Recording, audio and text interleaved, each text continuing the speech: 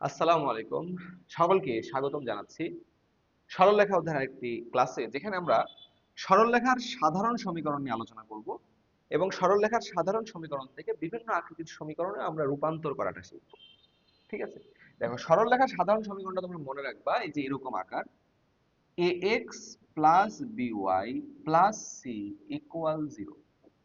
এইটা হচ্ছে সরলরেখার সাধারণ সমীকরণ, যেখানে এই যে a b c এরা হচ্ছে ধ্রুবক, যেখানে এবং আরেকটা কথা মনে রাখতে হবে, কখনোই এ আর বি একত্রে শূন্য হতে পারবে না।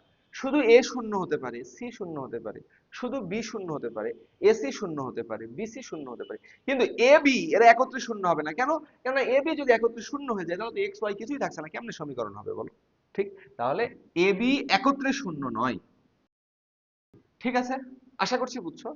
তো এখানেই আমি যেটা বললাম, যদি এক্স শূন্য হয় তখন b y equal to c, সেটা কি হয়ে যাবে? এক্স অক্ষের সমান্তরাল রেখা। যদি এটা জিরো হয়, শুধু ওয়াই ইকুয়াল টু জিরো, তখন সেটা হবে এক্স ইকুয়াল টু জিরো, তখন সেটা হবে কি? ওয়াই অক্ষের সমীকরণ। মানে এরকম কখন কি হবে, এরকম তথ্যগুলো আমি যদি একটু তোমাদেরকে বলি তাহলে খেয়াল করো। এই যে এখানে দেখো সমীকরণটা আমি কি বলেছিলাম, এই যে লেখাও আছে এখানেও। এই যে দেখো, A X plus B Y plus C equal to zero. যেখানে এ যদি জিরো হয়, এ যদি জিরো হয় তাহলে সরলরেখাটা কি হবে? এক্স অক্ষের সমান্তরাল। কারণ এ জিরো হলে কি হবে বলো? এক্স থাকবে না। এক্স থাকবে না, আর আমি বলেছিলাম এক্স অক্ষের সমান্তরাল রেখার সমীকরণে এক্স থাকে না। তাহলে এক্স নাই মানে সেটা কি? এক্স অক্ষের সমান্তরাল, তাই বলছি এক্স অক্ষের সমান্তরাল। একইভাবে যদি বি ইকুয়াল টু জিরো হয়, বি ইকুয়াল টু জিরো হলে ওয়াই থাকছে না, আর ওয়াই না থাকা মানে সেটা ওয়াই অক্ষের সমান্তরাল রেখার সমীকরণ, তাহলে ওয়াই অক্ষের সমান্তরাল সমীকরণ। আর যদি সি ইকুয়াল টু জিরো হয়, সি ইকুয়াল টু জিরো হয়, তাহলে সেটা হবে কি? মূল বিন্দুগামী, মূল বিন্দুগামী সরলরেখার সমীকরণ। কারণ আমরা দেখেছিলাম y equal to mx plus c, ওই সমীকরণে এই যে সিটাই তো y অক্ষের খণ্ডিতাংশ। আর যদি সিটাই জিরো হয়ে যায় তাহলে কি মূল বিন্দুতে যাবে y ইকুয়াল টু mx। তো দেখো, সি জিরো হলে তো মূল বিন্দুগামী হচ্ছে আমাদের y ইকুয়াল টু mx, এটা তো মূল বিন্দুগামী। এখন যদি এখানে সি জিরো হয় তাহলে কি ax ইকুয়াল টু by, তাহলে ঘুরিয়া ফিরা ওই y ইকুয়াল টু কি লেখা যাবে? a by b into x। তাহলে a বাই b টাকে আমি কি ভাবলাম? আচ্ছা, ax plus by equal to zero থাকছে, তাহলে একটু চিহ্নটা পাল্টাবে। তাহলে ax equal to minus by, তাহলে y ইকুয়াল টু কি? Minus a by b into x। এটাকে তুমি m ভাবো, তাহলে y ইকুয়াল টু mx ই হচ্ছে না? তাহলে কি মূল বিন্দুগামী সরলরেখাটাই কিন্তু ফিরে আসছে। ওকে, এরপরে আসো, যেটা বলছিলাম ওই যে যদি a equal to zero, c equal to zero হয়, তাহলে a ও জিরো, c ও জিরো, এই দুইটা পার্টি নাই, তাহলে y ইকুয়াল টু জিরো থাকছে। আর y ইকুয়াল টু জিরো কি? x অক্ষের সমীকরণ, তাহলে এই যে তখন সেটা x অক্ষকেই নির্দেশ করবে। আর যদি b equal to zero, c equal to zero হয়, তখন y অক্ষকে নির্দেশ করবে। আর a এবং b একত্রে কখনো কি হতে পারবে না? শূন্য হতে পারবে না, যেটা আমি একটু আগে বলেছি। ওকে, এগুলো একটু মাথায় রাখবা, যেন কেউ বললে বলো যে না না ভাই আপনি ঠিক বলেছেন। হ্যাঁ, এতটুকু পর্যন্ত তোমার যোগ্যতা থাকলেই হবে, বেশি এত মাথায় রাখতে হবে না। এখন আসো ঢাল আকৃতির সমীকরণের রূপান্তর। মানে আমার প্রশ্নের সমীকরণটা দেওয়া থাকবে কি? ওই সাধারণ সমীকরণ, সাধারণ সমীকরণ। আর ঢাল আকৃতির সমীকরণ কোনটা? y equal mx plus c, এটা হচ্ছে ঢাল আকৃতির সমীকরণ, যেখানে এই mটা হচ্ছে কি? ঢাল। এই mটা হচ্ছে ঢাল, আর cটা হচ্ছে কি? y অক্ষের খণ্ডিতাংশ বা কর্তৃতাংশ বা ছেদাংশ, একই কথা। তাহলে y equal to mx plus c, অর্থাৎ আমাদের এরকম একটা সমীকরণ দিবে, সেখান থেকে আমার এটাতে রূপান্তর করা লাগতে পারে। তাহলে এটা কোনো ব্যাপারই না, রূপান্তরটা আমরা কিভাবে করব দেখো। এই যে ax plus by plus c equal 0, তুমি একটা কাজ করো, এই by কে একপাশে রেখে সবগুলোকে একপাশে পাঠাও, তাহলে by ইকুয়াল টু কত হবে? Minus ax minus c। এই b কে ওই পাশে নিয়ে যা ভাগ করে দাও, তাহলে y equal to minus a by bx minus c by a। Okay, এটাই তো সেই ঢাল আকৃতির সমীকরণ। দেখো তো, এই যে এটাই কি m, এটাকে m ভাবো, আর এটাকে কি ভাবো? চিহ্ন সহ, চিহ্ন সহ কি ভাবো? c ভাবো। তাহলে এটা m, এটা কি? c। তাহলে এটা ঢাল, এটা কি? y অক্ষের খণ্ডিতাংশ। ঠিক, তাহলে চলো দেখি আমাদের যদি প্রশ্ন আসে এই যে 3x, আচ্ছা এখান থেকে একটা জিনিস মনে রাখবা, আমি একটু শর্টটা বলে দিই। এইটা কি বলতো? ঢাল। তাহলে ঢাল যদি এরকম সাধারণ সমীকরণ থাকে ax প্লাস by, তাহলে আমি একটু শর্টকাট আকারে লিখে দিই, শর্টকাট হিসেবে এটা মনে রাখবা। তাহলে এই সমীকরণ বিশিষ্ট রেখার ঢাল যদি সাধারণ আকৃতিতে থাকে তখন কি হবে? Minus minus a by b, minus a by b। যেটা সহজে মনে রাখবা, এটা কি ছিল? এটা ছিল এই যে x এর সহগ, তাহলে x এর সহগ বাই y এর সহগ, তাহলে কি হবে? মাইনাস x এর সহগ ডিভাইডেড বাই y এর সহগ, y এর সহগ, এটা হচ্ছে আমাদের শর্টকাট হিসেবে আমরা মনে রাখবো। তাহলে দেখো তো এই প্রশ্নটা কি বলছে, বলছে এই সরলরেখার ঢাল কত, এটা রিটেন আসলে কিভাবে করবা, আগে ঢাল আকৃতির সমীকরণে রূপান্তর করবা, এইভাবে রূপান্তর করবা যে ও আচ্ছা 3x - 5y + 1 = 0, আমি 5y টাকে ওই পাশে পাঠাই, তাহলে কি হবে 5y = 3x + 1 থাকবে, এই 5 কে নিয়ে যে ভাগ করে দেই তাহলে কত হবে y = 3/5x + 1/5। ওকে, তাহলে আচ্ছা ঠিক আছে, আমি তো জানি y = mx + c, তাহলে এই m টা হচ্ছে ঢাল, তাহলে এখানে ঢালটা কি হবে, এখানে এই যে এটাই হচ্ছে সেই m, তাহলে এটাই হচ্ছে আমাদের ঢাল, তাহলে ঢাল কত হবে 3/m। ওকে, এভাবে তুমি চাইলে রিটেন আসলে করবা, কিন্তু যদি এটা এমসিকিউতে আসতো তখন কি করবা, ডিরেক্ট এভাবে মনে রাখবা যে মাইনাস এক্স এর সহগ, যেহেতু আদর্শ সাধারণ আকারে আছে, এক্স এর সহগ ডিভাইডেড বাই ওয়াই এর সহগ। তাহলে এখন দেখো মাইনাস থাকলো, এক্স এর সহগ কত, এক্স এর সহগ 3, ওয়াই এর সহগ কত -5, চিহ্ন সহ কিন্তু বিবেচনা করতে হবে, ওয়াই এর সহগ কত -5, তাহলে -5, এই মাইনাস মাইনাস বাদ, তাহলে কত থাকছে 3/5। দেখো তো 3/5 কিন্তু আমাদের অ্যান্সার এসেছিল। ওকে, আশা করছি এরকম সমীকরণ দেওয়া থাকলে তুমি ঢাল আকৃতির সমীকরণে রূপান্তর করতে পারবা বা এমসিকিউ শর্টকাটের এই ট্রিক্সটা ইউজ করে অ্যান্সার করতে পারবা। ঠিক আছে, তাহলে চলো এবার আমরা আমাদের পরের প্রশ্নে চলে যাই, পরের টপিকে কি বলছে, ছেদক আকৃতির সমীকরণে রূপান্তর।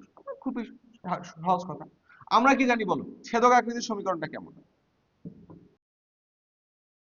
x/a প্লাস y/b = 1, এবং আমি তোমাদেরকে এটাও বলেছিলাম এরকম সমীকরণ মানেই সেটা চিত্র হবে কেমন, এই যে এরকম, যেখানে যে এতটুকু হবে কি a, এতটুকু হবে কি b। ওকে, x অক্ষের ছেদাংশ কত বা খণ্ডিতাংশ কত a, আর y অক্ষের খণ্ডিতাংশ কত b, এটা হচ্ছে ছেদক আকৃতির সমীকরণ। তো প্রশ্নে ছেদক আকৃতি না দিয়ে যদি সাধারণ আকৃতি দেয়, আমাকে তখন কি করতে হবে, রূপান্তর করতে হবে। রূপান্তরটা আমি কিভাবে করব খেয়াল করো, ধরো এরকম দেওয়া আছে ax plus by plus c = 0, ধ্রুবকটাকে first ওই পাশে পাঠাবা, তাহলে ax plus by = কত হবে -c। একটা কাজ করো, এবার -c দিয়ে দুই পক্ষকে ভাগ করো, তাহলে এই পাশকেও একটা -c দিয়ে ভাগ করো, হ্যাঁ এই পাশকেও কি করো -c দিয়ে ভাগ করো, -c কেটে গেলে কি হবে বলো 1 থাকবে, আর এই পাশে এই এটা কি নিচে চলে আসলে কি হবে -c/a, আর এখানে কি হবে y/-c/b। দেখো তো এবারে আমরা কি ভাবতে পারবো না, এই যে এইটা হচ্ছে কি x এর নিচে x অক্ষের খণ্ডিতাংশ, এইটা কি y অক্ষের খণ্ডিতাংশ, এই যে x অক্ষের খণ্ডিতাংশ y অক্ষের খণ্ডিতাংশ। এখন যেহেতু চিহ্নের উপর ডিপেন্ড করে x অক্ষের ঋণাত্মক দিক থেকে খণ্ডন করবে না y অক্ষের ঋণাত্মক দিক থেকে খণ্ডন করবে নাকি ধনাত্মক দিক, সেটা আমরা ডিসাইড করব। ঠিক আছে, তাহলে আমরা এভাবে এভাবে আমরা রূপান্তরটা করে ফেলতে পারবো, তারপর বাকি জিনিসগুলো বের করবো, এটা আমরা অলরেডি করেওছি ম্যাথের ভেতরে। যেমন দেখো এই সমীকরণটাকে কি বলছে, অক্ষদ্বয় হতে খণ্ডিতাংশ নির্ণয় করো, তাহলে অক্ষদের খণ্ডিতাংশ মানে কি ছেদক আকৃতির সমীকরণে আমার যাইতে হবে x/a plus y/b = 1, তাহলে এটাকে নিয়ে যাই চলো, দেওয়া আছে কি 5x - 6y = কত 30, তাহলে আমি এভাবে ভাবতে পারি, একটা 30 দিয়ে যদি আমি ভাগ করে দেই তাহলে 5y/30 minus 5x/30, sorry 6y/30, আর 30/30 করলে কত 1, তাহলে অতএব কাটাকাটি করলে কত x/6, আচ্ছা মাইনাসটাকে আমি এখানে নিচে দিয়ে দিব, তাহলে প্লাস y/ কত হবে -5 = 1। তাহলে x অক্ষের খণ্ডিতাংশ কত 6, y অক্ষের খণ্ডিতাংশ কত 5, এই যে x অক্ষের খণ্ডিতাংশ কত হবে 6, আর y অক্ষের খণ্ডিতাংশ যেহেতু মাইনাস, তাহলে নিচ ঋণাত্মক দিক থেকে যে এটা হবে, কিন্তু আমাকে বলেছে খণ্ডিতাংশ, কারণ দৈর্ঘ্য তো আর ঋণাত্মক হয় না, তাহলে খণ্ডিতাংশের দৈর্ঘ্যটা তুমি এভাবে লিখবা যে x অক্ষের খণ্ডিতাংশ আর y অক্ষের খণ্ডিতাংশ। খেয়াল করো x অক্ষের খণ্ডিতাংশ কত হবে, তুমি এখানে মডুলাস দিয়ে দিবা 6, তাহলে কি +6, আর এখানে -5, কিন্তু তুমি লিখবা কি মডুলাস -5 মানে কত 5, কেননা খণ্ডিতাংশের দৈর্ঘ্যটুকু কিন্তু 5 একক, কিন্তু সেটা ঋণাত্মক দিক থেকে করেছে, তাহলে আমরা বুঝলাম যে মাইনাস মানে ঋণাত্মক দিক থেকে খণ্ডন করেছে। ওকে, এই ছিল এখানকার ব্যাপার। আশা করছি তোমরা এই ছেদক আকৃতির সমীকরণে রূপান্তর করে এই তথ্যগুলো বের করে ফেলতে পারবা। এরপরে আসো কি বলছে, লম্ব আকৃতির সমীকরণে রূপান্তর। দেখো আমরা লম্ব আকৃতির সমীকরণ দেখেছিলাম এই যে এরকম, এবং এই এটার চিত্রটা ছিল জাস্ট এরকম, ধর আমি যদি তথ্যগুলোর চিত্র আঁকাই, এই যে মূল বিন্দু থেকে অঙ্কিত লম্ব, এই লম্বের দৈর্ঘ্য ছিল p, এবং x অক্ষের ধনাত্মক দিকের সাথে উৎপন্ন কোণটা ছিল কি আলফা। তাহলে এখানে আমি যদি বলি p কি জিনিস ছিল, p ছিল এই যে মূল বিন্দু থেকে অঙ্কিত লম্বের দৈর্ঘ্য।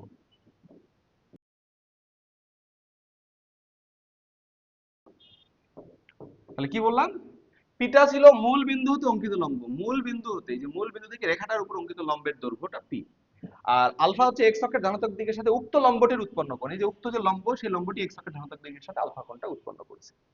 এখন আমার যদি ওই যে ওইরকম সমীকরণ দেওয়া থাকে, ধরো ax + by + c সাধারণ আকৃতির সমীকরণ, সেখান থেকে আমি কিভাবে রূপান্তর করব এই লম্ব আকৃতির সমীকরণে, তাহলে সেই রূপান্তরটা যদি আমি একটু বলি, আমার তো সাধারণ আকৃতির সমীকরণটা এরকম, তাহলে আমরা যেটা করব প্রথমেই ধাপ 1,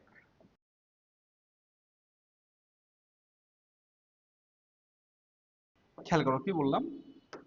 আমরা এখানে বলছি যে প্রথমে আমরা কি করব, আমরা ধ্রুবক পদকে ডান পাশে নিয়ে যাবো, ওই সি কে ওই পাশে নিয়ে চলে যাবো। সেটা নিয়ে যাওয়ার পরে যদি দেখি যে না ডান পাশে ধ্রুবকের আগে একটা চিহ্ন নেগেটিভ আছে, যদি এখানে পজিটিভ থাকে তাহলে ওই পাশে গেলে তো নেগেটিভ হবে, তখন আমরা একটা -1 দিয়ে গুণ করব, মানে আমরা এটা ধ্রুবক ডান পাশের চিহ্নটা অলওয়েজ পজিটিভ রাখবো।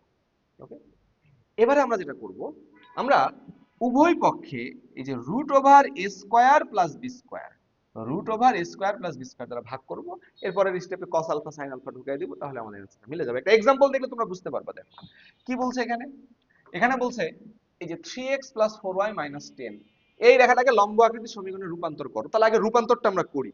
তাহলে কি হবে দেখো, এই যে 3x + 4y -10 = 0, তাহলে আমরা প্রথম ধাপ এই ধ্রুবকটাকে ওই পাশে নিয়ে যাব। তাহলে বা 3x + 4y = কত হবে 10।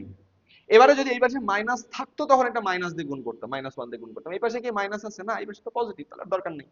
এবারে কি করবা, উভয় পক্ষে ভাগ করবা কি দিয়ে, ভাগ করবা √a² + b², মানে কি √3² + 4², মানে কি 5। তাহলে একটা 5 দিয়ে ভাগ করে দাও। তাহলে এই পাশে যখন ভাগ করবা তাহলে 3/5x + 4/5y = কত 10/5। ওকে, তাহলে এই পাশে কত থাকছে 2। এখন দেখো এই পাশে এই যে x, এই যে 3/5, এটাকে আমরা ধরে নিব cos আলফা। এই 3/5 কে আমরা কি বলবো বলো, cos আলফা। আর এই পাশে 4/5 ছিল, সরি এই পাশে y তো ছিল, আর এই 4/5 কে তখন আমরা বলতে পারবো, দেখো আমি যদি এটাকে cos আলফা ধরি, ধরো আমি যদি এই যে 3/5 কে cos আলফা ধরি, cos আলফার মান যদি 3/5 আমি ভেবে নেই, তা তুমি বলো ত্রিভুজ আকালে ভূমির মান 3, অতিভুজের মান 5, লম্বের মান কত 4। তাহলে এখান থেকে sin আলফার মান কত আসে, sin আলফার মান কি 4/5 আসে না? তাহলে এটাকে cos আলফা ধরলে অটোমেটিক এটার মান কি হবে, sin আলফা হবে। তাহলে এটার মান কি হবে বলো, sin আলফা। দেখো এটাই কি আমার লম্ব আকৃতির সমীকরণ ছিল না, x cos alpha + y sin alpha = কত p। তাহলে যে x cos alpha + y sin alpha = p, যেখানে p এর মান কত, p = 2। আর আমি যদি বলি আলফা কত, আমাকে বলছে লম্ব আকৃতির সমীকরণে লম্ব করে উক্ত লম্বটি x অক্ষের ধনাত্মক দিকের সাথে যে কোণ উৎপন্ন করে, মানে আলফার মানটা বের করতে বলছে। তাহলে বলো আমি তো এটা ধরে নিয়েছি আলফা এখানে, তাহলে আলফার মানটা কত বসালে আমাদের অ্যান্সারটা মিলবে। দেখো cos আলফা সমান আমি কত ধরেছি 3/5, cos আলফা সমান ধরেছি 3/5, তাহলে cos আলফা = কত, cos আলফা, তাহলে আমি যদি এইভাবে ভাবি cos আলফা = কত 3/5, তাহলে আলফা = কত cos ইনভার্স 3/5, এটাই অ্যান্সার। এই যে cos ইনভার্স 3/5 কে জাস্ট ক্যালকুলেটরে তোমরা ক্লিক করলে কত ডিগ্রি আসে পেয়ে যাবা। তাহলে আলফার মান কত cos ইনভার্স -3/5। তাহলে আমাদের লম্ব আকৃতির সমীকরণে রূপান্তর করাটা হয়ে গেল। ঠিক আছে, আশা করছি সবাই ম্যাথটা বুঝতে পেরেছো, পরীক্ষায় আসলে অ্যান্সার করতে পারবা। আর আমাদের আজকের ক্লাসটা এই পর্যন্তই। সকালে ভালো থাকো, আশা করি বুঝতে পেরেছো। ইনশাআল্লাহ পরের ক্লাসে দেখা হবে। আসসালামু আলাইকুম।